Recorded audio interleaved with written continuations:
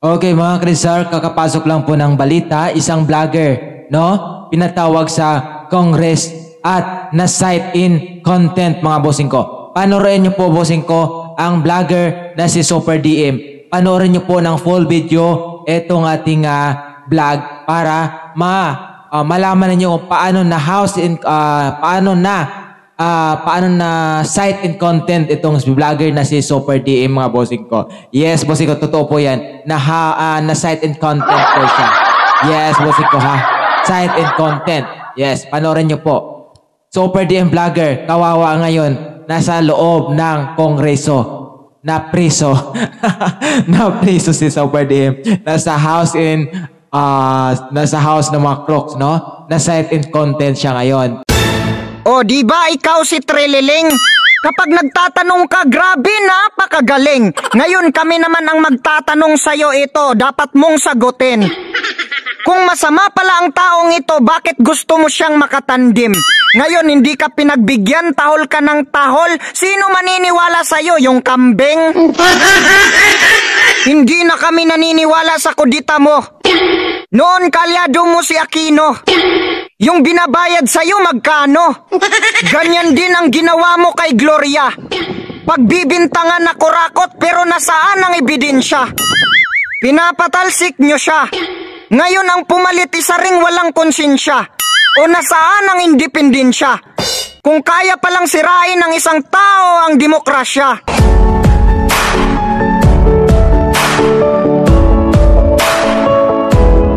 At sa amin, nakapag-harvest na kami, kakatanim lang eh. So, sinasabi mo ba na nakaani na kayo kahit kakatanim pa lang? Tinanim nyo ngayon tapos maya-maya inani nyo na, nako katangahan. Kami nga nagtatanim kami, hindi naman kami nakaani kahit umabot na sa 1 taon at ilang buwan. Naka-fentanyl ba to, nako iwan. Yung sinasabi niya, hindi niya alam. Matino ba talaga to? Yan ang ating katanungan. Kasi tingin ko parang nagmana sa mga vlogger niya na puro katangahan. Yung live streamer ni BBM, ang kapal ng labi, parang baboy na puno ng kapangitan. Tapos sasabihin niya, intindihin na lang si Duterte kasi matanda na, wala na sa katinuan. Hoy, hinayupak na vlogger, mahiya ka naman. Si Duterte nga matalinaga magsalita, humanga pati mga kasundaluhan. Yung Pangulo mong bangag, yung sinasabi niya malayo sa katotohanan. Yung mga sinasabi niya mismo hindi niya maintindihan. Yung gagawin niya hindi niya alam. Yung mga nagdudruga ngayon pinapakita pa sa social media, lantaran. Bumalik na naman yung mga nakawan sa daan. Tapos nirep ang mga kababaihan. Yung nalulung sa droga tapos pinatay ang asawa, sa panahon niya yan. O ano ang ginawa niya, di ba wala siyang pakialam? Kaya kahit anong sabihin nyo, Duterte lang sa kalam. Tapos yung sundalong kanin, aso mo pala yan? Wow! Nakakainis naman. Pumunta sa Congress para magbintang. Hindi man lang kinuntimp nitong mga bubong congressman. Quadcom matalino daw pero mukhang bayaran. Nako, ang layo nyo mag-imbestiga kay Miriam. Pasalamat kayo, hindi ako party list ng Makata ng Bayan. Sasabihin ko talaga sa inyo, Mr. Chair, ang nais natin dito ay katotohanan. Pero hindi natin yan makakamit kung hindi patas ang mga katanungan. Pwede ba natin malaman sa resource person kung saan niya iniimbento yan? Kasi ako kaya ko rin gumawa niyan.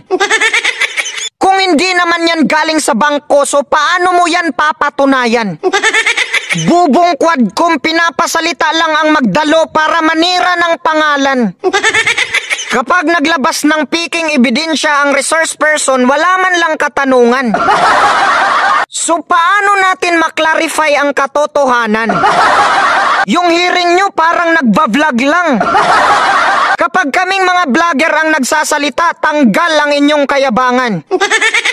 Sinasabi ng resource person, drug lord ang pamilya na yan. Wala man lang nagtanong, pwede mo bang ibigay ang ebidensya para mapatunayan? Hindi ito hearing, ito ay chismisan. Napakabubo ng ating mga congressman. Kung ako lang si General Luna, pinagsasampal ko na yan. Tapos pinipilit magpirma ng waiver. Tanga ka ba, Mr. Barber? Uminom ka na lang ng beer kasi mukha ka pang may hangover. Yung sinasabi mo, sos, na over. Kung bubuksan ang bangko, bubuksan lahat. Hindi yung buksan lang ang isang tao porke nagsasalita ang taong walang binatbat.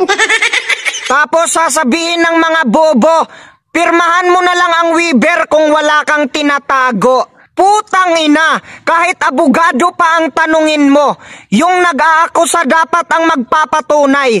Kasi yung inaakusahan, ang gagawin lang niyan, maghintay. Gusto nyo ng anis? Sige, mag-open bank kayo ng sabay-sabay. Hindi porket nagbibintang kayo, lahat ng gusto nyo, susundin na ni tatay. Kayo nga siguro mismo, hindi kayo mag-open bank kahit pa mamatay. Kahit ano ang paninira nyo kay tatay, hindi kami magdududa kasi nakikita nyo naman ang pinapagawang malalaking tulay. Doon kayo magpa-open bank sa malaki ang budget pero wala man lang magandang proyektong naibigay. Puta, pundo pa ng PhilHealth ang gagamitin sa infrastruktura kaya manggigigil ka talaga habang buhay. Tapos ito pa si Inday Sara tinatawag na Inday Lostay. Kasi nga daw yung confidential funds hindi niya mahimay-himay. Kaya nga tinatawag na confidential funds and intelligence funds kasi sekreto yan. Ginagamit ang pundo na yan para kumuha ng intel para malaman ang kasabwat ng congressman. Kung sino-sino itong mga nagkikidnap ng mga kabataan. Tapos itong mga vlogger gustong i-explain ang confidential funds. Saan ka makakita ng intel na i-reveal? Ang masasabi ko sa mga vlogger dyan, mag-aral kayo ng pilosopiya kasi kitang-kita ang inyong kabubuhan. Tsaka nga pala, binanatan ka ni Noli de Castro. Wala ka daw isang salita. Bakit daw? Sinabi mo, sasayang ka ng waiver tapos kinukontra mo. Kaya binira ko siya. Oy, sabi ko, Noli, ikaw ang pinaka-inutil na vice presidente ng bansa eh. Magsasalita ka na hindi mo alam. Alam mo ba kako na yung waiver ni Presidente Duterte? Matagal niya nang ginawa yun. Nung 2016 pa, kinover mo pa nga kako ko.